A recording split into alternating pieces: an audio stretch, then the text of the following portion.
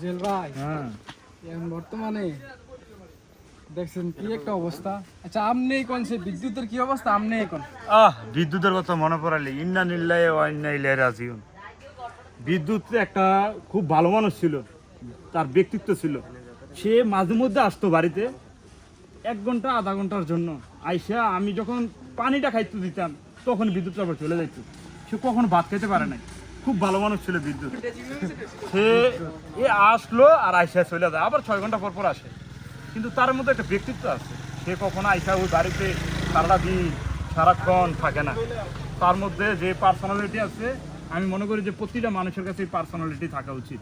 যে বিদ্যুৎ যে অল্প অল্প সময়ের জন্য আসে, যদি একটু পানি খেতাম যাই ওই তখনই চলে যায় বিদ্যুৎ।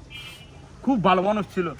আর কবে আসবে সে জানে। এখন বিদ্যুতে গেছে, ওর ভাই গ্যাসটাও যাবে আর কয়দিন পরে, বেশি দিন নাই। আলহামদুলিল্লাহ বিদ্যুতে গেছে, কবর দিয়েছি। আর কালকে মনে হয় জিয়ারত করতে যাবো। ইনশাআল্লাহ জিয়ারতে আমরা অংশগ্রহণ করব। আমার কত সুন্দর ভাইটা ছিল বিদ্যুৎ ভাইটা, এখন আমার বিদ্যুতের পরে গ্যাসটা বেড়ে যাবে।